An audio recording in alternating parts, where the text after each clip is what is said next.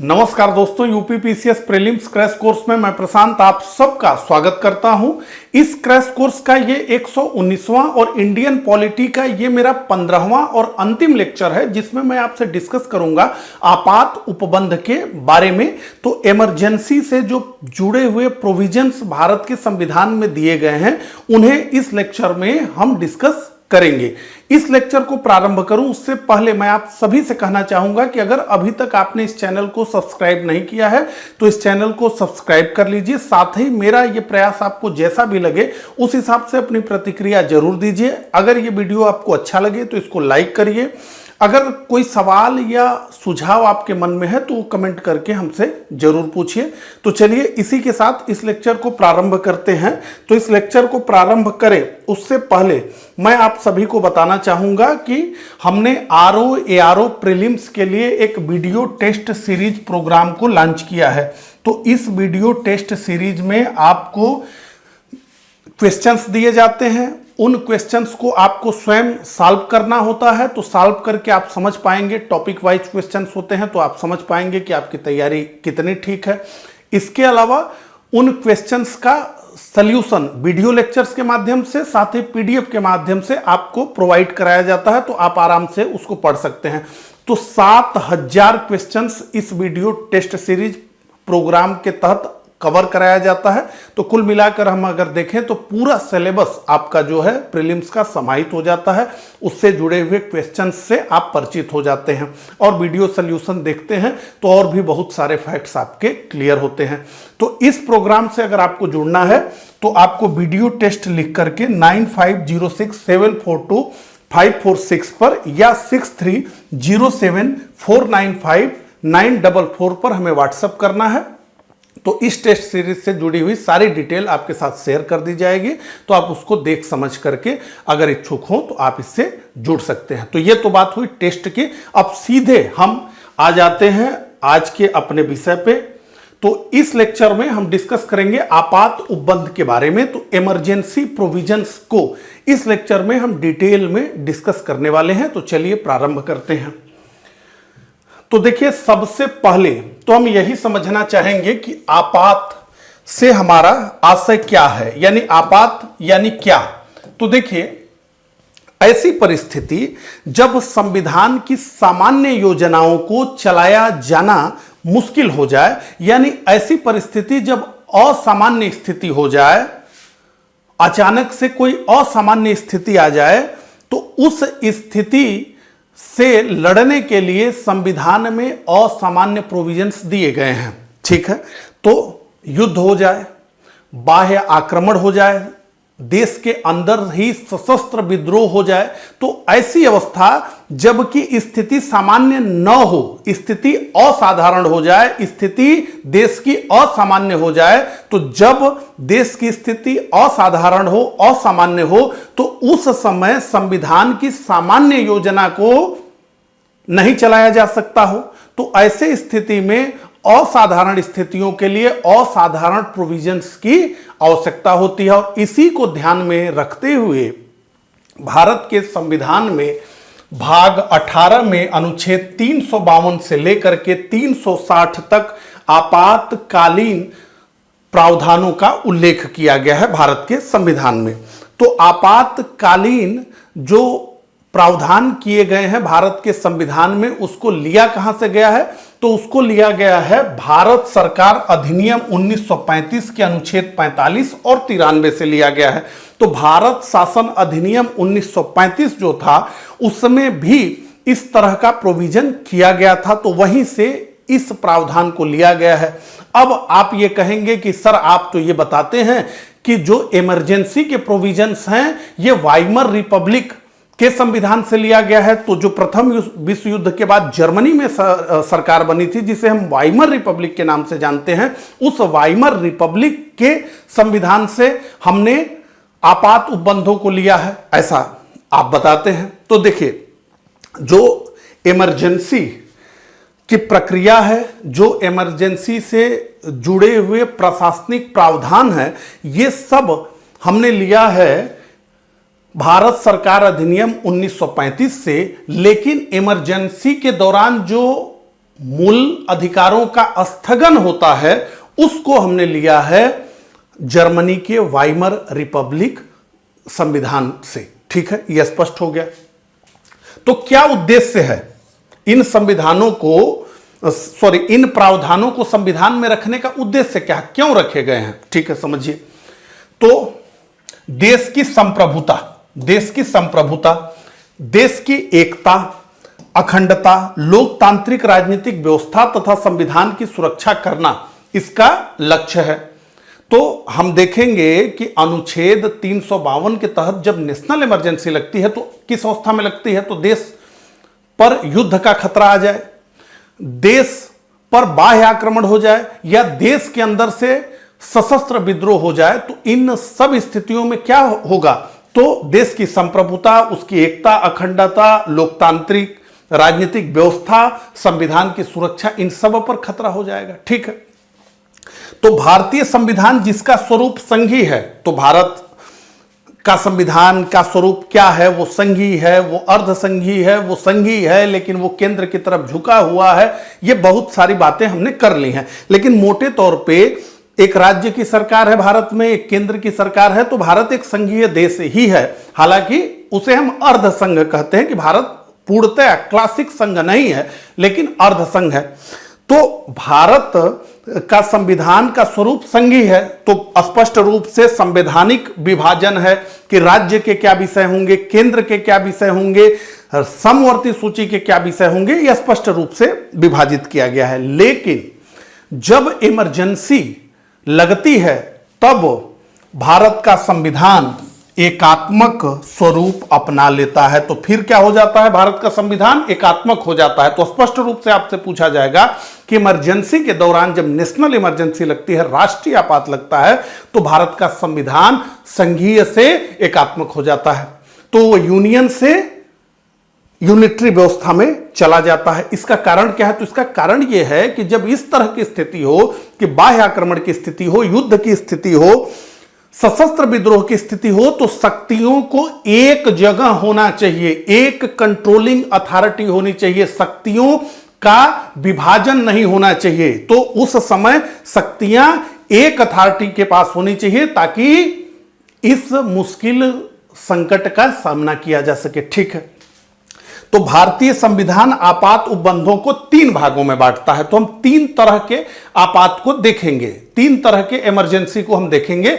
हालांकि उसमें जो आर्टिकल 356 के तहत राष्ट्रपति शासन लगता है उसको हम आपात इस शब्द से संविधान में उसको संबोधित नहीं किया गया है। ठीक है, उसको इस तरह के बोलचाल के भाषा में हम राज्य आपात भी कहते हैं, संवैधानिक आपात भी कहते हैं, तो स्टेट इमरजेंसी भी कह देते हैं, उसको कॉन्स्टिट्यूशनल इमरजेंसी भी कह देते हैं। लेकिन संविधान में राष्ट्रपति शासन को इसको आपात इस नाम से संबोधित नहीं किया गया है, और जो राष्ट्रीय आपात है 352 और वित्तीय आपात है 360, उसके अर्थों में भी आर्टिकल 356 का जो आपात है वो आपात नहीं है। ठीक है, लेकिन हम इन तीनों को जोड़ करके पढ़ते हैं। तो आइए जो है समझते हैं।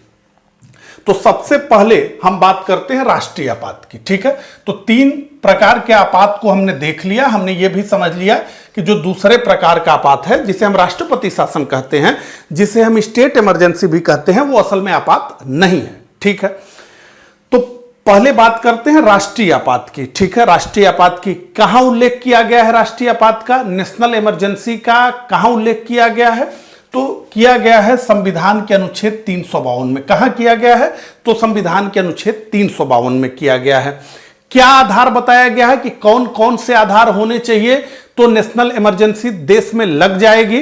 तो उसका आधार यह बताया गया है कि या तो युद्ध की स्थिति हो या बाह्य आक्रमण हो, बाहर से आक्रमण हो भारत पर, या सशस्त्र विद्रोह हो। तो इस सशस्त्र विद्रोह यह शब्द मूल संविधान में नहीं था। मूल संविधान में आंतरिक अशांति यह शब्द था, इंटरनल डिस्टरबेंस शब्द था, आंतरिक अशांति शब्द था। लेकिन इसे 44वें संविधान संशोधन 1978 के द्वारा क्या कर दिया गया? सशस्त्र विद्रोह कर दिया गया। इन सबको हम समझेंगे, जो जो बदलाव हुए हैं, क्यों बदलाव हुए हैं, मूल संविधान के प्रोविजंस में वो सब हम समझेंगे, लेकिन यहां एक क्रम से हम चीजों को ठीक प्रकार से समझ लें। ठीक, तो क्या आधार बताया गया भैया? 3 आधार बताए गए। एक तो युद्ध है, दूसरा बाह्य आक्रमण है, तीसरा सशस्त्र विद्रोह है। इन 3 के अलावा कोई आधार नहीं है, यह स्पष्ट हो जाइए।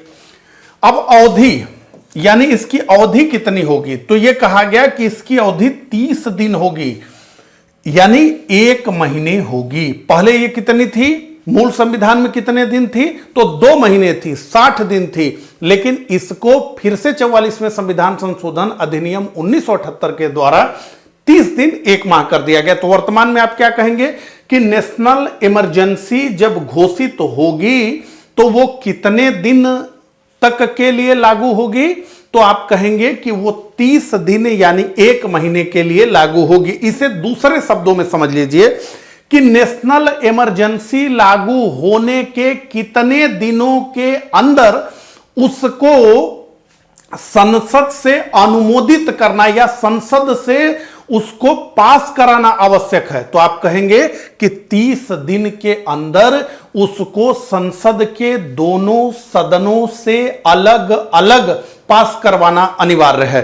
और अगर जिस समय नेशनल इमरजेंसी लगाई गई लोकसभा का विघटन हुआ है, तो लोकसभा सत्र में नहीं है, तो पहले राज्यसभा से हम पारित कराएंगे। उसके बाद जब ही लोकसभा की पहली बैठक होगी तो उसके 30 दिन के भीतर इसको हमें लोकसभा से पारित कराना पड़ेगा। तो एक बार नेशनल इमरजेंसी घोषित होगी तो उसकी वैलिडिटी कितने दिन की होगी? 30 दिन की होगी, 1 महीने की होगी। आपसे घुमा करके पूछा जा सकता है कि नेशनल इमरजेंसी को एक बार जब वो घोषित हो गई तो वो कितने दिन के बाद उसको संसद का अनुमोदन चाहिए, यानी संसद से उस प्रस्ताव को, उस नेशनल इमरजेंसी के प्रस्ताव को पारित कराना आवश्यक है। तो आप क्या कहेंगे कि 30 दिन के भीतर, 1 महीने के भीतर इसे संसद से अनुमोदित करवाया जाना चाहिए। अब यहां पर एक विषय और भी समझ लीजिए कि नेशनल इमरजेंसी की घोषणा कौन करता है? तो नेशनल इमरजेंसी की घोषणा भारत के राष्ट्रपति करते हैं। कौन करता है? तो नेशनल इमरजेंसी की घोषणा भारत के राष्ट्रपति करते हैं। लेकिन 44वें संविधान संशोधन अधिनियम 1978 के द्वारा यह प्रावधान कर दिया गया है कि भारत के राष्ट्रपति नेशनल इमरजेंसी की घोषणा कैबिनेट के लिखित सिफारिश पर ही कर सकते हैं। पहले ऐसा नहीं था। कहते हैं कि जब इंदिरा गांधी ने इमरजेंसी देश में लगाई तो टेलीफोन करके उन्होंने राष्ट्रपति महोदय से कहा कि इमरजेंसी की घोषणा करिए, और देश में इमरजेंसी लग गया। तो स्पष्ट रूप से यह प्रावधान कर दिया गया कि भैया कैबिनेट की लिखित सिफारिश पर, प्रधानमंत्री की सिफारिश पर भी नहीं, पूरी कैबिनेट की लिखित सिफारिश पर ही राष्ट्रपति नेशनल इमरजेंसी की घोषणा कर सकते हैं। मूल संविधान में यह प्रावधान नहीं था। सब हम समझेंगे जो जो बदला हुआ। तो आपको क्या याद रखना है? वैलिडिटी पूछी जाएगी तो कहेंगे 30 दिन। यह पूछा जाएगा कि एक बार नेशनल इमरजेंसी लग गई तो उसको संसद के दोनों सदनों से कितने दिन के भीतर अनुमोदन कराना होगा? तो फिर कहेंगे कि 1 महीने 30 दिन। ठीक है, तो क्या लिखा गया है? 30 दिन 1 माह होगा। इसके अंदर आपको संसद के दोनों सदनों से पारित कराना है, और जब संसद के दोनों सदनों से यह प्रस्ताव अनुमोदित हो गया तो 6 माह इसका की वैलिडिटी होगी। तो जब घोषित होगी तो 1 महीने होगी, जब संसद के दोनों सदनों से पारित हो जाएगी तो इसकी वैलिडिटी कितनी होगी? 6 माह होगी। और इसी प्रकार से मान लीजिए 6 माह के लिए लगा दिया गया, लेकिन अब लग रहा है कि नहीं, नेशनल इमरजेंसी और आगे बढ़ाई जानी चाहिए, तो फिर आपको प्रस्ताव को ले जाना है लोकसभा और राज्यसभा से पारित कराना है। फिर 6 महीना, फिर 6 महीना बीतने के बाद फिर वही प्रक्रिया। और अधिकतम कहां तक यह कर सकते हैं इसके बारे में नहीं लिखा गया है। यह लिखा गया है कि अनिश्चित काल तक। लेकिन अनिश्चित काल तक का मतलब यह है कि हर 6 महीने पे यही प्रक्रिया, हर 6 महीने पे यही प्रक्रिया, हर 6 महीने पर यही प्रक्रिया आपको करनी है। और अधिकतम इसको कहीं तक आप खींच करके ले जा सकते हैं। इस विषय में संविधान में नहीं लिखा गया है। अब इतना आपने समझ लिया। अब आपने बार बार यह सुना कि संसद के दोनों सदनों से पृथक पृथक इसको पारित करवाना है तो बहुमत कैसा लगेगा ये भी जान लीजिए, ठीक है। मेजॉरिटी किस तरह की होगी, तो कहा गया कि विशेष बहुमत चाहिए। क्या चाहिए? विशेष बहुमत, स्पेशल मेजॉरिटी चाहिए। स्पेशल मेजॉरिटी का मतलब कि सदन की कुल सदस्य संख्या का बहुमत और उपस्थित और मतदान करने वाले सदस्यों का 2/3 बहुमत। तो इतना बहुमत की आवश्यकता होगी तो पूछा जाएगा कि राष्ट्रीय आपात के प्रस्ताव को संसद के दोनों सदनों से पारित कराने के लिए किस प्रकार के बहुमत की आवश्यकता है, तो आप कहेंगे विशेष बहुमत चाहिए, स्पेशल मेजॉरिटी चाहिए, ठीक है। अब मूल अधिकार पर क्या प्रवर्तन होता है इसका, यह समझ लीजिए, ठीक है। तो कहते हैं कि अनुच्छेद 20 और 21 को छोड़कर सभी मूलाधिकार निलंबित हो जाते हैं। तो आर्टिकल 20 अपराध के लिए दोष सिद्धि के संबंध में संरक्षण और आर्टिकल 21 प्राण और दैहिक स्वतंत्रता, इसको छोड़ करके, इन दोनों आर्टिकल्स को छोड़ के, कौन कौन सा, तो अनुच्छेद 20 और अनुच्छेद 21 को छोड़ करके सभी मूल अधिकार निलंबित हो जाते हैं, ठीक है। और उसमें भी यह कहा गया कि अगर युद्ध की स्थिति है और बाह्य आक्रमण की स्थिति है तभी आर्टिकल 19 का भी निलंबन होगा। जो 6 प्रकार की स्वतंत्रताओं का उल्लेख किया गया है अनुच्छेद 19 में, उनका निलंबन तभी होगा जब युद्ध और बाह्य आक्रमण से इमरजेंसी लगाई जाएगी। अगर सशस्त्र विद्रोह से लगाई जाएगी तो वो भी निलंबित नहीं होंगे। इस पे और डिटेल में हम आते हैं, ठीक है। यह स्पष्ट रूप से आपको समझ में आ गया नेशनल इमरजेंसी। अब बात करते हैं राष्ट्रपति शासन की, ठीक है। तो इसका उल्लेख कहां किया गया है संविधान में, तो अनुच्छेद 356 में राष्ट्रपति शासन का उल्लेख किया गया है। क्या आधार है राष्ट्रपति शासन लगाने का राज्यों में, तो यही कहा गया है कि राज्यों में संवैधानिक तंत्र की विफलता, राज्यों में संवैधानिक तंत्र की विफलता। अब राज्यों में संवैधानिक तंत्र की विफलता, ये इस तरह का शब्द है कि इसकी बहुत बड़ी व्याख्या की जा सकती है और मनमर्जी पूर्ण कार्य किए जा सकते हैं। इसमें हम विस्तार से आगे चर्चा करेंगे इसी लेक्चर में, ठीक है। अभी के लिए ये जानिए कि राज्यों में संवैधानिक तंत्र की विफलता। अब दूसरी बात, तो एक बार किसी राज्य में राष्ट्रपति शासन लग गया तो उसकी वैलिडिटी कितनी होगी, तो 60 दिन होगी, यानी 2 महीने होगी। अगर दोनों सदनों से इसका अनुमोदन हो जाए तो ये 6 माह इसकी वैलिडिटी हो जाएगी। और इस प्रकार से दोनों सदनों से अनुमोदन करा करके अधिकतम 3 वर्ष तक इसको खींचा जा सकता है। इसको कितने दिन तक खींचा जा सकता है, निश्चित काल के लिए, लेकिन राष्ट्रपति शासन को अधिकतम 3 वर्ष तक खींचा जा सकता है। अब इसमें बहुमत किस प्रकार का चाहिए, तो साधारण बहुमत। कैसा बहुमत, साधारण बहुमत, सिंपल मेजॉरिटी। कैसी मेजॉरिटी, सिंपल मेजॉरिटी, उपस्थित और मतदान करने वाले सदस्यों का बहुमत। तो साधारण बहुमत इसके लिए चाहिए। अब वित्तीय आपात की बात करते हैं। पहले तो ये जान लीजिए कि भारत में वित्तीय आपातकाल कभी नहीं लगा है। तो भारत में वित्तीय आपातकाल कभी भी नहीं लगा है, यहां तक कि 1990 के दशक में जो भारत वित्तीय संकट से गुजर रहा था उस समय भी नहीं लगा। तो भारत में कभी भी वित्तीय आपातकाल नहीं लगा है, ठीक है। तो फाइनेंशियल इमरजेंसी भारत में कभी नहीं लगा है। तो उल्लेख कहां किया गया है, अनुच्छेद 360 में। क्या आधार बताए गए हैं वित्तीय आपातकाल को लगाने का, तो एक तो कहा गया है कि वित्तीय अस्थायित्व, फाइनेंशियल स्टेबिलिटी और साख का संकट, तो क्रेडिट का अगर संकट हो तो यह वित्तीय आपात लगाया जा सकता है। क्या प्रक्रिया है, 60 दिन 2 महीना इसकी वैलिडिटी होगी, एक बार अनुमोदित होने के बाद अनिश्चित काल तक। तो पहली चीज तो यह है कि आप राष्ट्रपति ने लगा दिया, 60 दिन के लिए इसकी वैलिडिटी होगी। 60 दिन की वैलिडिटी का मतलब या 30 दिन की वैलिडिटी का मतलब यही है कि 60 दिन के अंदर उसे लोकसभा और राज्यसभा से पारित करवाना पड़ेगा, ठीक है। तो यहां कहा गया कि लोकसभा से एक बार जब यह पारित हो जाएगा तो यह अनिश्चित काल के लिए चलेगा। कब तक चलेगा, अनिश्चित काल के लिए चलेगा, केवल एक बार में, ठीक है। और बहुमत इसके लिए क्या है चाहिए, साधारण बहुमत। और मूल अधिकार पर प्रभाव, तो वित्तीय आपात का भी कोई प्रभाव नहीं है और राष्ट्रपति शासन का भी कोई प्रभाव नहीं है। अब ध्यान दीजिए, अब बदलाव आपको कैसे समझ में आएंगे। यहां क्या अवधि दी गई है वैलिडिटी राष्ट्रीय आपात की, इसी तरह से हम याद भी करते हैं, क्योंकि अगर इसके पीछे के कॉन्सेप्ट को समझते हैं तो याद रहती है चीजें। तो 30 दिन लिखा गया है, यहां क्या है 60 दिन, यहां क्या है 60 दिन। यह जान लीजिए कि मूल संविधान में सब 60 दिन था। यह तो 44वां संविधान संशोधन अधिनियम 1978 के द्वारा जो है इसमें सब बदलाव किया गया। मूल संविधान में सब में 2 माह था। देखिए यहां विशेष बहुमत है ना, यहां भी साधारण बहुमत की ही जरूरत थी, सब में साधारण बहुमत चाहिए था, सब में साधारण बहुमत चाहिए था। ठीक है, स्पष्ट हो गया।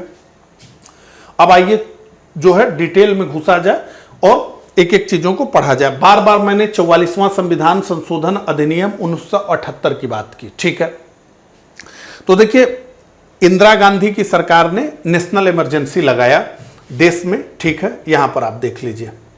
तो भारत में राष्ट्रीय आपातकाल कुल कितनी बार लगा है आपसे पूछा जाएगा, तो आप कहेंगे कि 3 बार लगा गया है। ठीक है, तो अक्टूबर 1962 से लेकर जनवरी 1968 चीन के साथ युद्ध, यह बाह्य आक्रमण का आधार था।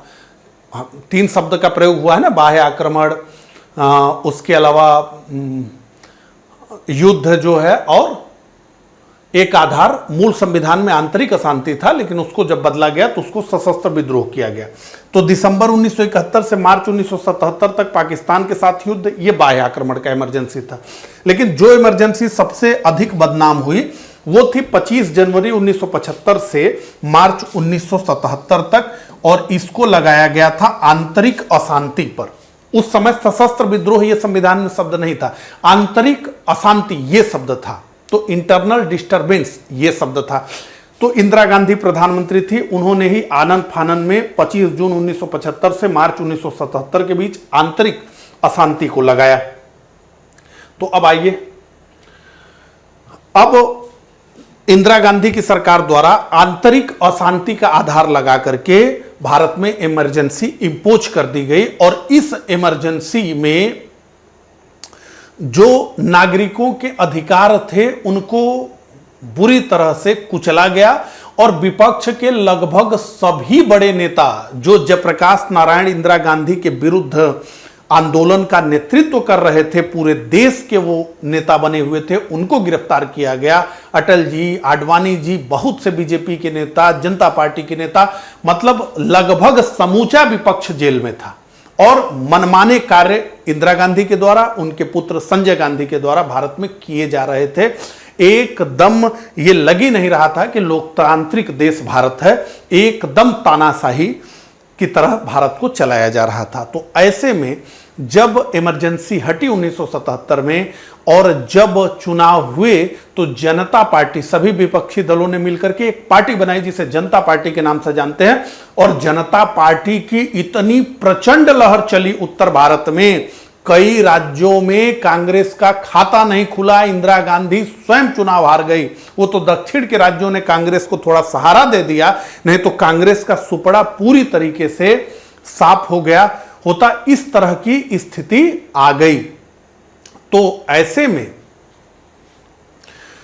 जब जनता पार्टी की सरकार बनी, मोरारजी देसाई उसके प्रधानमंत्री बने, तो जनता पार्टी की सरकार ने यह तय कर लिया कि जितने लूप होल्स हैं संविधान में उसको हमको भरना है, हमें अब अगला कोई व्यक्ति तानाशाह नहीं चाहिए। तो इस तरीके से जो इमरजेंसी लगा करके सारी शक्ति अपने हाथ में ले ले।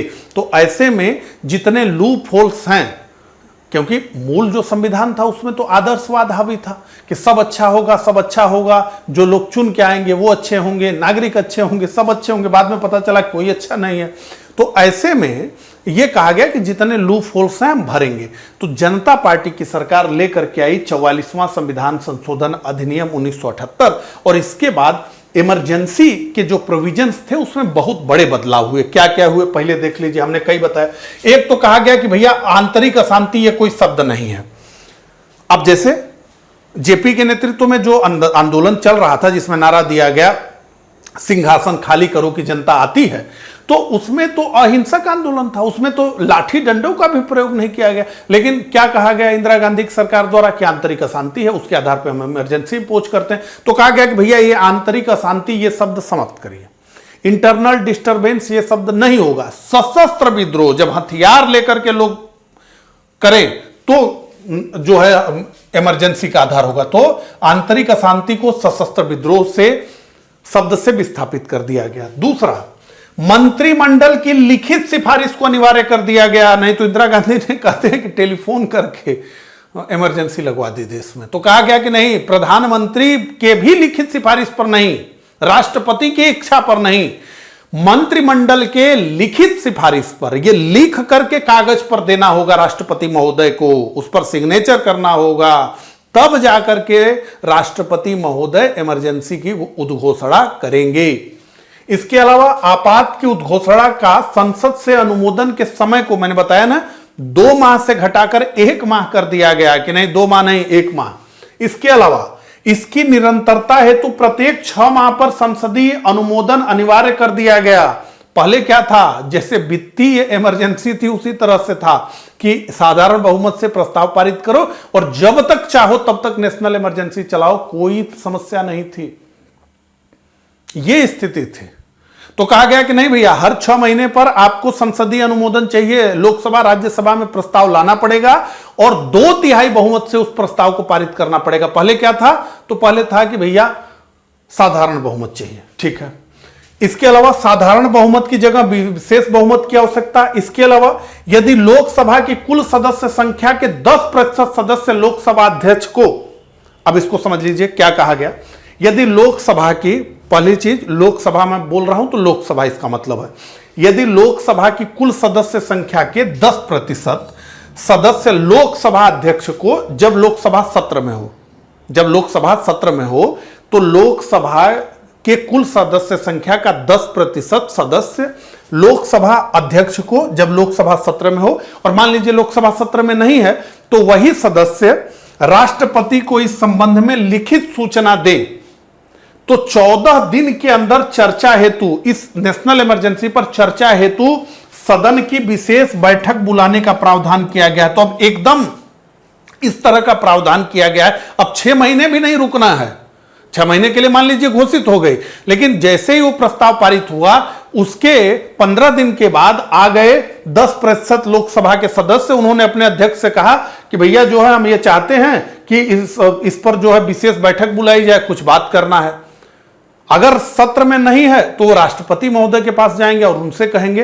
तो 14 दिन के अंदर चर्चा हेतु सदन की विशेष बैठक बुलाने का प्रावधान कर दिया गया। और क्या किया गया, यदि लोकसभा साधारण बहुमत से इसे वापस लेने का प्रस्ताव पारित कर दे तो लगाना है विशेष बहुमत से, हटाना है, यदि लोकसभा साधारण बहुमत से इसे वापस लेने का प्रस्ताव पारित कर दे तो राष्ट्रपति से वापस लेने के लिए बाध्य हो जाते हैं।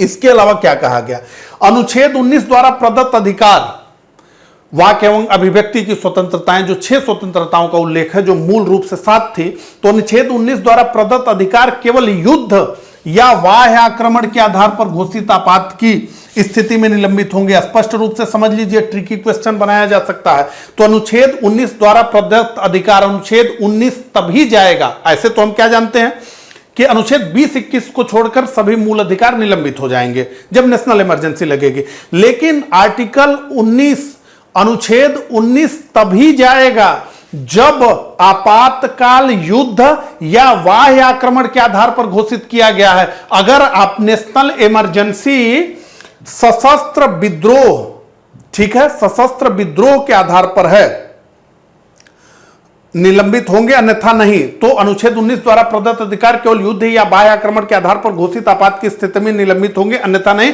इसका क्या मतलब है कि जो सशस्त्र विद्रोह है, आर्म्ड रिवोल्ट जो है, जो संविधान में लिखा गया है, उसमें ये अनुच्छेद 19 नहीं जाएगा, ठीक है। और अनुच्छेद 20 और 21 किसी भी परिस्थिति में निलंबित नहीं होगा। तो अनुच्छेद 20 और 21 किसी परिस्थिति में निलंबित नहीं होगा, इसका कोई इफ बट नहीं है। लेकिन अनुच्छेद 19 का एक इफ बट है, और वो है कि अगर युद्ध और बाह्य आक्रमण के आधार पर देश में इमरजेंसी लगती है, नेशनल इमरजेंसी, तभी आर्टिकल 19 जाएगा। अगर सशस्त्र विद्रोह के आधार पर लगती है नेशनल इमरजेंसी तो आर्टिकल 19 नहीं जाएगा। तो 44वें संविधान संशोधन अधिनियम 1978 द्वारा आपात उपबंध में जो परिवर्तन किया गया उसे। तो अब हम आगे बढ़ते हैं और डिस्कस करते हैं कि राष्ट्रीय आपात का प्रभाव क्या होता है, तो इफेक्ट क्या होता है नेशनल इमरजेंसी का। तो समझिए, केंद्र सरकार किसी भी विषय पर राज्य सरकारों को निर्देश दे सकती है जब नेशनल इमरजेंसी लागू हो, तो राज्य केंद्र के अधीन कार्य करने लगते हैं। इसके अलावा संसद की विधायी शक्ति का विस्तार हो जाता है और संसद राज्य सूची के किसी विषय पर भी कानून बना सकती है। क्या प्रावधान है संविधान में? राज्य सूची के विषय पर कानून बनाने की अधिकारिता राज्य विधानमंडल की है, केंद्र सूची के विषय पर कानून बनाने की अधिकारिता संसद की है। लेकिन जब नेशनल इमरजेंसी होगी तो उस समय क्या होगा कि संसद की विधायी शक्ति का विस्तार राज्य सूची के विषयों पर भी हो जाएगा। इसके अलावा राष्ट्रपति संघ और राज्यों के मध्य वित्तीय संसाधनों के आवंटन संबंधित प्रावधानों में परिवर्तन या उपांतरण मॉडिफिकेशन का आदेश दे सकते हैं। यह राष्ट्रपति के आदेश से ही हो जाएगा, यह बहुत बड़ा पावर है, ठीक है। और इसके अलावा भाग 3 द्वारा प्रदत्त सभी मूल अधिकार निलंबित हो जाते हैं सिवाय अनुच्छेद 20 और 21 के। तो यह प्रभाव है राष्ट्रीय आपात का। मैंने आपको पहले ही बता दिया कि भारत में कुल 3 बार राष्ट्रीय आपात लगा है, 2 बार बाह्य आक्रमण के आधार पर लगा है और 1 बार आंतरिक अशांति के आधार पर लगा है। तो अब आंतरिक अशांति का शब्द तो संविधान में है ही नहीं, अब क्या है, सशस्त्र विद्रोह का शब्द यह संविधान में है, ठीक है। तो अब जो है आपात से संबंधित अनुच्छेद यहां पर दिए गए हैं। अनुच्छेद 352 या आपातकाल की घोषणा, अनुच्छेद 353 आपातकाल लागू होने के प्रभाव क्या होंगे उससे जुड़ा है। अनुच्छेद 354 आपातकाल जारी रहते राजस्व के वितरण से संबंधित प्रावधानों का लागू होना। अनुच्छेद 355 बाह्य आक्रमण और आंतरिक अव्यवस्था से राज्य की सुरक्षा करने का संघ का कर्तव्य है। तो यह संघ का कर्तव्य है कि जब बाह्य आक्रमण हो या आंतरिक अव्यवस्था हो तो उससे सुरक्षा किया जाना चाहिए राज्यों की, यह संघ का कर्तव्य है, ठीक है। अनुच्छेद 356 हम जानते हैं राज्यों में संवैधानिक तंत्र की विफलता से जुड़ा हुआ है, यानी राष्ट्रपति शासन। अनुच्छेद 357 अनुच्छेद 356 के तहत जारी घोषणा के तहत विधायी शक्तियों का प्रयोग। अब देखिए अनुच्छेद 358, तो अनुच्छेद 358 आपातकाल में अनुच्छेद 19 के प्रावधानों का निलंबन, इससे जुड़ा हुआ है। अनुच्छेद जब आपातकाल लग जाता है तो अनुच्छेद 358 के तहत अनुच्छेद 19 निलंबित हो जाता है और यह स्वतः होता है, अपने आप होता है। जैसे ही एक तरफ नेशनल इमरजेंसी घोषित हुई वैसे ही आर्टिकल 19 सो जाता है, मरता नहीं है, सो जाता है। और जैसे ही नेशनल इमरजेंसी समाप्त हुई वैसे ही यह जग जाता है। तो इसका उल्लेख कहां किया गया है कि भाई जब नेशनल इमरजेंसी लगेगी तो ये जो अनुच्छेद 19 का प्रावधान है यह सो जाएगा। तो इसका उल्लेख किया गया है अनुच्छेद 358 में और यह अपने आप होता है, मतलब यह डिफैक्टो है। जैसे ही नेशनल इमरजेंसी इंपोज हुई वैसे ही यह आ गया। और मैंने आपको क्या बताया कि बाह्य आक्रमण होगा और युद्ध होगा तभी यह 19 जाएगा, और अगर सशस्त्र विद्रोह के आधार पर इमरजेंसी लगी है तो यह 19 रहेगा, जाएगा नहीं। इसके अलावा अनुच्छेद 359, तो इसमें क्या बात की गई है, आपातकाल के दौरान भाग 3 द्वारा यानी मौलिक अधिकारों के प्रवर्तन का निलंबन। तो अब यहां पे ध्यान दीजिए, अनुच्छेद 358 केवल एक अनुच्छेद मौलिक अधिकार का डील करता है, अनुच्छेद 19 को डील करता है। लेकिन अनुच्छेद 359 आपातकाल के दौरान सभी मूल अधिकारों की बात करता है और यह कहता है कि अनुच्छेद 20-21 को छोड़कर सभी मूल अधिकार निलंबित हो जाएंगे। तो अनुच्छेद 358 अपने आप लागू होता है, लेकिन अनुच्छेद 359 को यानी मौलिक अधिकार के जो मौलिक अधिकार हैं उसके प्रवर्तन को रोकने के लिए राष्ट्रपति को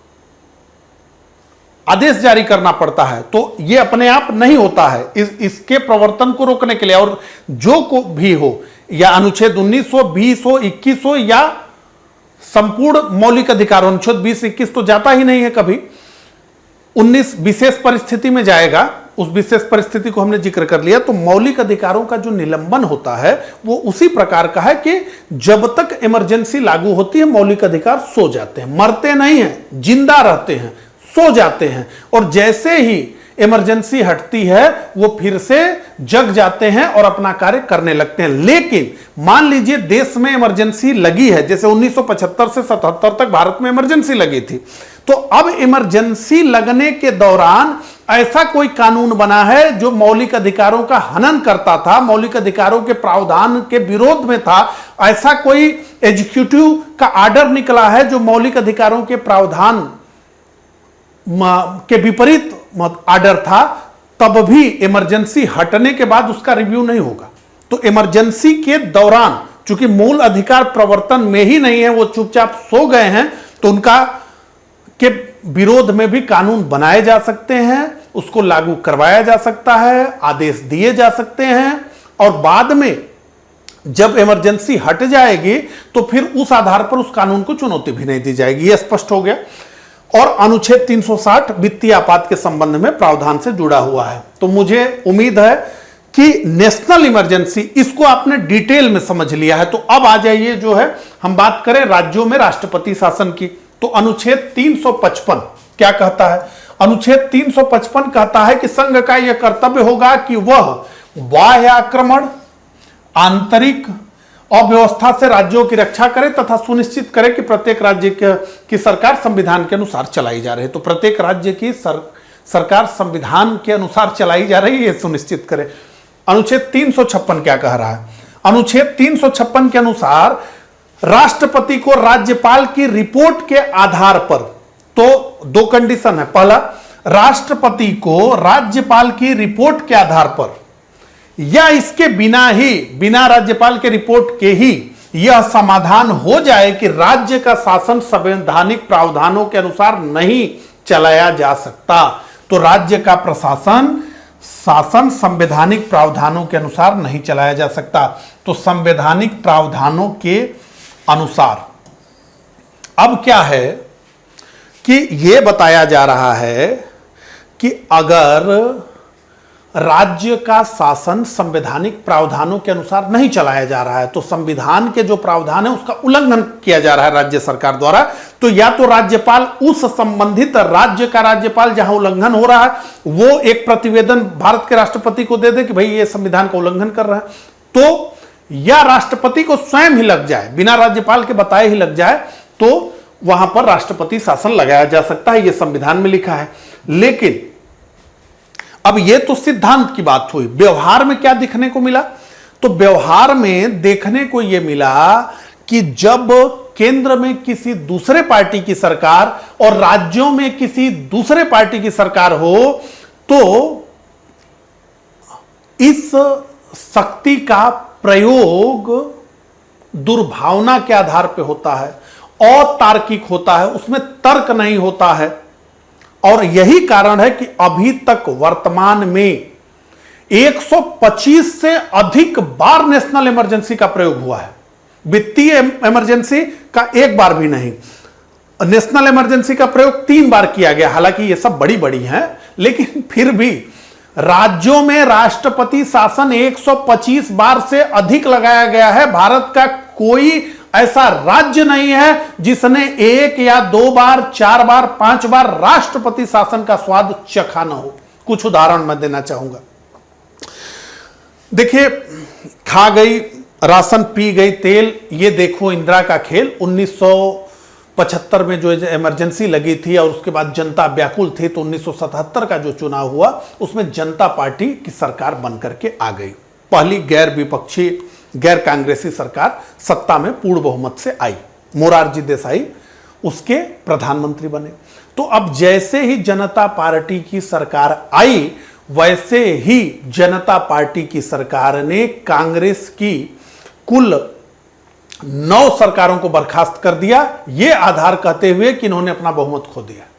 9 सरकारें कांग्रेस की बर्खास्त हो गई। अब जब 1980 में लहर बदली, नारा आया, आधी रोटी खाएंगे, इंदिरा को वापस लाएंगे, तो जब यह नारा बदला तो इंदिरा गांधी सत्ता में आई। और जब इंदिरा गांधी सत्ता में आई तो उन्होंने जनता पार्टी की सरकारों को हटा दिया। उसी तरीके से जो अयोध्या जी में एक ढांचा था जिसे 1992 में गिराया गया, उस ढांचा गिराने के बाद बीजेपी की 4 राज्यों की सरकारों को बर्खास्त कर दिया गया। एक तो उत्तर प्रदेश की सरकार को बर्खास्त किया गया, निश्चित रूप से उत्तर प्रदेश की जो भाजपा की सरकार थी, जो कल्याण सिंह के नेतृत्व में चल रही थी, उसके शासन में रहते हुए उस ढांचे को गिरा दिया गया। तो यह तो निश्चित रूप से फेलियर किसका था? भारतीय जनता पार्टी की उत्तर प्रदेश की सरकार का फेलियर था। लेकिन उत्तर प्रदेश की सरकार को तो बर्खास्त किया ही गया, इसके अलावा कौन सी सरकार बर्खास्त हुई? तो हिमाचल प्रदेश की बीजेपी की सरकार बर्खास्त हो गई। इसके अलावा कौन सी सरकार बर्खास्त हुई? तो राजस्थान की बीजेपी की सरकार बर्खास्त हो गई। इसके अलावा कौन सी बीजेपी की सरकार बर्खास्त हो गई? तो मध्य प्रदेश की बीजेपी की सरकार बर्खास्त हो गई। अब आप समझ लीजिए 4 ही सरकारें थी बीजेपी की और चारों बर्खास्त हो गई। तो निश्चित रूप से उत्तर प्रदेश में अयोध्या जी का स्थान है, वहां ढांचा गिरा तो उसका उत्तरदायित्व तो उत्तर प्रदेश की सरकार का था। राजस्थान की सरकार का उससे क्या मतलब था? हिमाचल की सरकार का उससे क्या मतलब था? लेकिन यह कहा गया किस आधार पर वो सरकारें हो गई कि इन्होंने धर्मनिरपेक्षता का, स्पष्ट रूप से संविधान में तो प्रावधान है धर्मनिरपेक्षता का ना, तो यहां पर तो सांप्रदायिकता हो रही है, पूरा ढांचा गिरा दिया गया। तो निश्चित रूप से कि यह सरकार क्या है, संवैधानिक प्रावधानों के तहत नहीं चल रही है। संविधान का प्रावधान तो धर्मनिरपेक्षता की बात करता है ना। तो लेकिन दोष किसका? उत्तर प्रदेश की सरकार का ना, हिमाचल की सरकार का क्या दोष, राजस्थान की सरकार का क्या दोष? लेकिन ये चारों राज्यों की सरकारें बर्खास्त कर दी गई। और भी जगहों पर बीजेपी की सरकार होती तो वो भी बर्खास्त हो जाती। ठीक है, तो मैं ये बताना चाहता हूं कि बहुत बड़े पैमाने पर आर्टिकल 356 का दुरुपयोग किया गया है, अतार्किक गैर तार्किक तरीके से प्रयोग किया गया है, दुर्भावना में प्रयोग किया गया है। केंद्रीय पार्टी को लाभ पहुंचाने के लिए राज्यपालों ने बहुत सारे खेल खेले हैं। ठीक है, अब इसके बाद हम एसआर मुंबई वाला मामला देखते हैं। तो अनुच्छेद 365 क्या कहता है? संघ सरकार अनुच्छेद 356, 257 आदि के द्वारा राज्य सरकारों को दिए गए निर्देशों का राज्य सरकारों द्वारा पालन न किया जाना।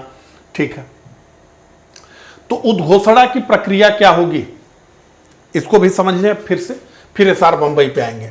अनुच्छेद 356 के अधीन जारी राष्ट्रपति शासन की उद्घोषणा 2 माह तक लागू रहती है। हमने बताया आपको, यदि 2 माह के भीतर संसद के दोनों सदनों से पृथक पृथक साधारण बहुमत से उसका अनुमोदन कर दिया जाए तो यह 6 माह के लिए बढ़ती है और अधिक समय के लिए इसी प्रक्रिया का पालन किया जाता है। फिर से 6 महीने पे करिए। लेकिन किंतु इसे 1 वर्ष से अधिक समय तक तभी बढ़ाया जा सकता है। यह प्रावधान कब किया गया?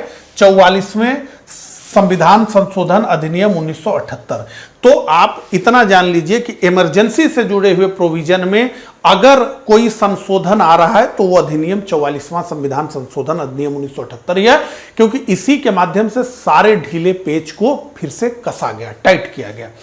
तो किंतु इसे 1 वर्ष से अधिक समय तक तभी बढ़ाया जा सकता है जब संपूर्ण भारत या उसके किसी हिस्से में राष्ट्रीय आपातकाल हो, यह विषय हो, और चुनाव आयोग के अनुसार उस राज्य में चुनाव कराए जाने की स्थिति न हो। तो अगर चुनाव आयोग कर दे कि इस राज्य में चुनाव कराए जाने की स्थिति नहीं है, जैसे पंजाब का पूरा जो भिंडरवाला का मूवमेंट निकला था जो खलिस्तान के लिए था, तो वहां पे यही कहा गया कि भैया स्थिति ऐसी है नहीं कि चुनाव नहीं कराया जा सकता।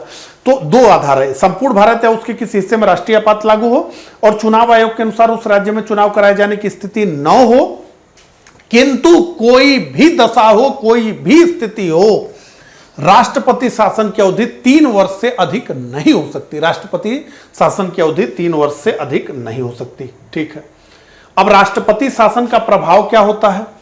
तो राज्य के प्रशासनिक तंत्र पर राष्ट्रपति या उनके प्रतिनिधि का नियंत्रण हो जाता है। तो एक तरीके से बस सिंपल शब्दों में समझ लीजिए कि गवर्नर स्टेट में क्या है? तो गवर्नर स्टेट में नॉमिनल एग्जीक्यूटिव है, नाम मात्र का कार्यकारी है।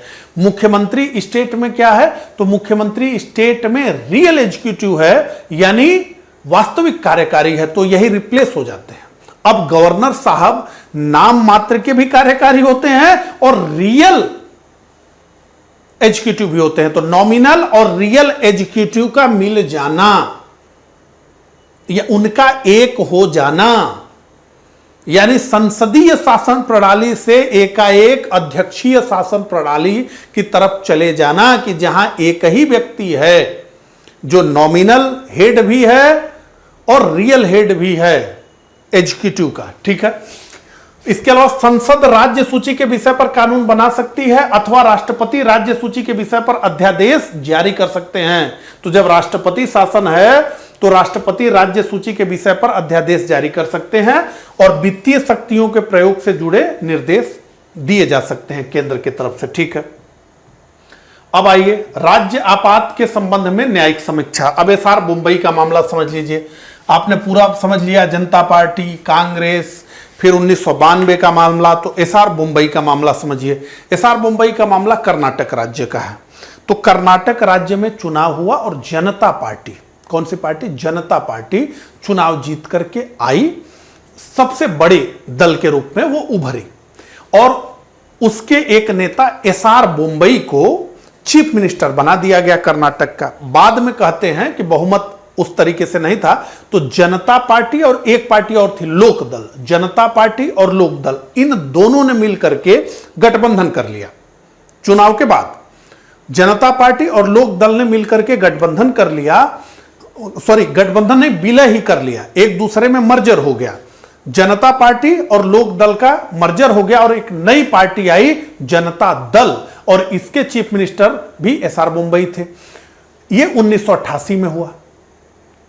अब जब एसआर मुंबई और ये विलय हो गया, चीफ मिनिस्टर बन गए, तो एसआर मुंबई के ही पार्टी का, या मूल रूप से कहें तो लोक दल का ही एक विधायक था जो कि गवर्नर साहब के पास चला गया और उसने कहा कि गवर्नर साहब, इस एसआर मुंबई की सरकार के पास बहुमत नहीं है, क्योंकि 19 विधायक तो मेरे पास हैं और इन 19 विधायकों के हस्ताक्षर सहित हमारे पास संदेश है।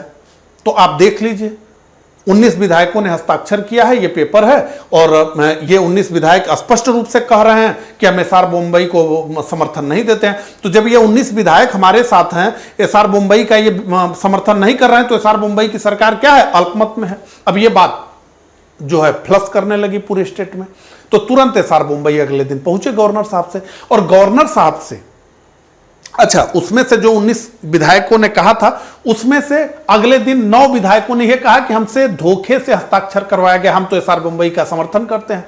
तो फिर एसआर मुंबई गए गवर्नर हाउस और उन्होंने स्पष्ट रूप से, एसआर मुंबई ने गवर्नर से कहा कि भैया आपको क्या लग रहा है कि हमारे पास बहुमत नहीं है? आपके मन में डाउट आ गया, तो डाउट आ गया तो डाउट का निराकरण कैसे होगा? चलिए फ्लोर टेस्ट करा लीजिए, आइए फ्लोर टेस्ट हो जाए कि भाई हम परेड करा देते हैं, जो जो विधायक हमारे समर्थन में है वो आपके सामने आके कह देंगे कि नहीं भाई हम इनके समर्थन में, आप गिन लीजिए, अगर बहुमत है तो करिए, नहीं तो फिर जो है देखिए।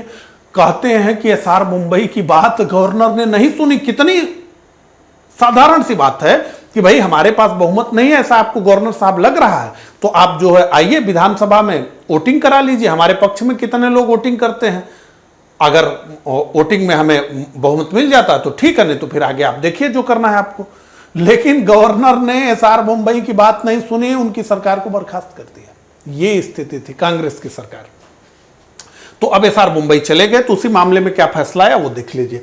तो एसआर मुंबई बनाम भारत संघ 1994 के मामले में सुप्रीम कोर्ट ने स्पष्ट किया कि राष्ट्रपति शासन लागू करने की राष्ट्रपति की घोषणा की न्यायिक समीक्षा हो सकती है। पहली चीज तो न्यायिक समीक्षा हो सकती है, जुडिशियल रिव्यू हो सकता है, और यह परखा जा सकता है कि क्या राष्ट्रपति का निर्णय तर्कसंगत है या नहीं है, कहीं वो अतार्किक, असंगत और दुर्भावना पर तो नहीं टिका है। ये एसआर मुंबई में ये फैसला जो है दिया गया, ठीक है। अब जो है सरकरिया आयोग ने क्या सिफारिशें की इस विषय में, उसको जो है समझने से पहले ये समझ लीजिए कि जो प्रोविजन किया गया राष्ट्रपति शासन का जो प्रोविजन किया गया, उसका बहुत सारे संविधान के सदस्यों द्वारा, जो संविधान सभा के सदस्य थे, उन्होंने उसकी आलोचना की, उसका विरोध किया। आपसे कभी पूछा जा सकता है, तो एक तो मैं आपको बता दूं कि राष्ट्रपति का आपातकालीन अधिकार, यानी जो राष्ट्रपति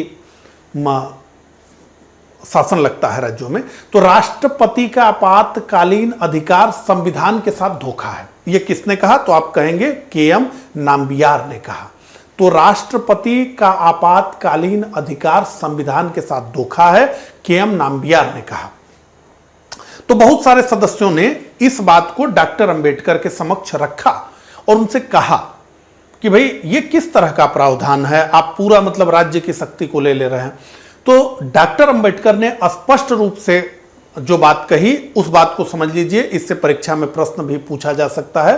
तो डॉक्टर अंबेडकर ने यह कहा कि 356 की आर्टिकल 356 की जो उग्र शक्ति है, पहली चीज इसके लिए उन्होंने शब्द यूज किया उग्र शक्ति, और इसके लिए उन्होंने कहा कि यह मृत पत्र है, यह मृत पत्र है, मरा हुआ पत्र है, और इसका प्रयोग अंतिम हथियार के रूप में किया जाना चाहिए। यानी जब कोई रास्ता न दिख रहा हो, कोई व्यवस्था नहीं की जा सकती हो, तब ही इस शक्ति का प्रयोग किया जाना चाहिए, नहीं तो यह मृत पत्र के समान है। यह प्रोविजन हमने दिया है संविधान में, लेकिन एकदम अंतिम हथियार के रूप में जब कोई विकल्प नहीं हो तभी प्रयोग करिए। और इसके लिए एक शब्द उन्होंने यूज किया उग्र शक्ति, और इसके लिए उन्होंने एक शब्द प्रयोग किया मृत पत्र। आपसे पूछा जा सकता है कि मृत पत्र आर्टिकल 356 को के लिए किसने प्रयोग किया, तो डॉक्टर अंबेडकर ने किया। तो वही बात सरकारिया आयोग ने कहा, क्या कहा, अनुच्छेद 356 का प्रयोग अंतिम हथियार के रूप में किया जाना चाहिए। पहला,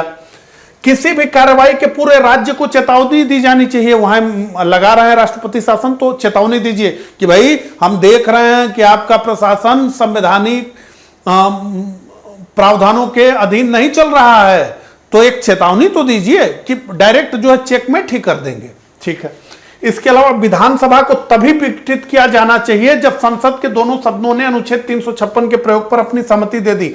अभी क्या है, राष्ट्रपति शासन लगा, विधानसभा विघटित हुई, लेकिन यह कहा जा रहा है कि नहीं, जैसे ही उद्घोषणा हो ना विघटित करिए, जब प्रस्ताव पारित हो जाए संसद के दोनों सदनों में तब जो है विधानसभा को विघटित करिए उस राज्य के।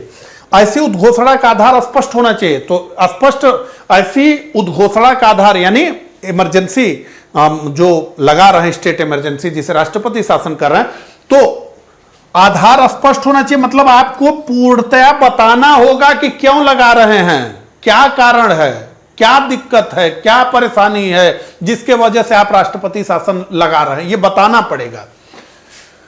ठीक है। इसके अलावा अनुच्छेद 356 का प्रयोग राज्यपाल की रिपोर्ट के आधार पर होना चाहिए। क्या लिखा है, राज्यपाल की रिपोर्ट के आधार पर हो जाए या फिर राष्ट्रपति महोदय को स्वयं ही चेतना हो जाए। ठीक है। तो यह कहा जा रहा है कि नहीं, राष्ट्रपति महोदय को स्वयं चेतना ना हो, राज्य में राज्यपाल बैठा है उसकी रिपोर्ट के आधार पर ही हो। यह सरकारिया आयोग की सिफारिशें हैं, यह संविधान के प्रावधान नहीं है, यह ध्यान रखिएगा। ठीक है। इस आयोग ने यह सिफारिशें की। अब बात करते हैं वित्तीय आपातकाल की। तो राष्ट्रपति शासन भी आप समझ लिए होंगे। तो अनुच्छेद 360 राष्ट्रपति को वित्तीय आपात की घोषणा करने की शक्ति प्रदान करता है, और यदि राष्ट्रपति को यह समाधान हो जाए कि भारत या उसका कोई भाग वित्तीय स्थायित्व एवं साख के संकट की स्थिति में है। तो 38वें संविधान संशोधन 1975 इंदिरा गांधी जी का समय है। राष्ट्रपति द्वारा वित्तीय आपात की उद्घोषणा करने की संतुष्टि अंतिम और निर्णायक है तथा किसी भी न्यायालय में किसी भी आधार पर प्रश्न योग्य नहीं किया जा सकता है। ये इंदिरा गांधी की सरकार ने किया था, लेकिन फिर से इसको बदला गया। और 44वें संविधान संशोधन अधिनियम 1978 ने इस प्रावधान को समाप्त कर यह कहा कि राष्ट्रपति की संतुष्टि न्यायिक समीक्षा के परे नहीं है। तो सबकी न्यायिक समीक्षा हो सकती है, नेशनल इमरजेंसी, राष्ट्रपति शासन और ये फिनेंशियल इमरजेंसी, सबकी न्यायिक समीक्षा हो सकती है। इस समय तो आप जान ही रहे हैं कि कोर्ट्स के पास पावर लगातार बढ़ते ही रहे हैं। तो वित्तीय आपातकाल प्रक्रिया, क्या प्रक्रिया है लगाने की। ठीक है। तो राष्ट्रपति कभी भी ऐसी उद्घोषणा कर सकता है, घोषित तिथि से 2 माह के भीतर इसे संसद की स्वीकृति मिलना अनिवार्य है। ये सब हमने आगे देख ही लिया। और एक बार यदि इसे संसद के दोनों सदनों से पृथक पृथक साधारण बहुमत से अनुमोदित कर दिया जाता है तो ये तब तक लागू रहता है जब तक कि इसे राष्ट्रपति वापस न ले ले। तो ये चलता रहेगा। ठीक है। वित्तीय आपातकाल भारत में कभी नहीं लगा है। अब वित्तीय आपातकाल का प्रभाव क्या होता है ये देख लीजिए। तो केंद्र द्वारा राज्यों को वित्तीय आचरण के संबंध में निर्देश दिए जा सकते हैं। केंद्र, राज्य तथा अन्य सरकारी कर्मचारियों का वेतन घटाया जा सकता है। अब इसमें अलग से पूछता है तो आप जान लीजिए कि वित्तीय आपात अगर देश में लगा है तो सुप्रीम कोर्ट और हाई कोर्ट के न्यायाधीशों के भी वेतन को घटाया जा सकता है। ठीक है, तो केंद्र, राज्य तथा अन्य सरकारी कर्मचारियों का वेतन घटाया जा सकता है और सुप्रीम कोर्ट व हाई कोर्ट के न्यायाधीशों समेत ये घटाया जा सकता है। अब जो है, अगर हम इस लाइन को देखें और जिस प्रकार से सरकारी नौकरियों में निर्भरता है हमारे देश की, उस आधार पर देखें तो राष्ट्रीय आपात से अधिक भयावह तो यही हमको लग रहा है। क्यों? क्योंकि बात तो जेब तक आ गई ना। अभी तो बात जो है अधिकारिता की थी, मूल अधिकार की थी, तो मूल अधिकार का निलंबन होगा, ये होगा, वो होगा। लेकिन अभी क्या कहा जा रहा है कि जेब से पैसा निकल जाएगा, या जेब में जो पैसा आ रहा है उसको रास्ते में से उड़ा लिया जाएगा, मैंने कमी कर दी जाएगी। तो ये तो ज्यादा भयावह लग रही है। तो राज्यों के धन विधेयक को राष्ट्रपति के पुनर्विचार हेतु आरक्षित किया जा सकता है। तो राज्यों के धन विधेयक को भी राष्ट्रपति के पुनर्विचार के लिए आरक्षित किया जा सकता है। ठीक है, तो आपात से संबंधित अनुच्छेद इसको हमने डिस्कस कर ही लिया है, ये आप देख रहे हैं। ठीक है, तो इस प्रकार से इस लेक्चर में हमने इमरजेंसी को डिस्कस किया, आपात को डिस्कस किया। मुझे कमेंट करके जरूर बताइएगा कि मेरा ये प्रयास आपको कैसा लगा। मिलता हूं इसी तरह के अगले लेक्चर में। तब तक के लिए आप सभी को नमस्कार, धन्यवाद।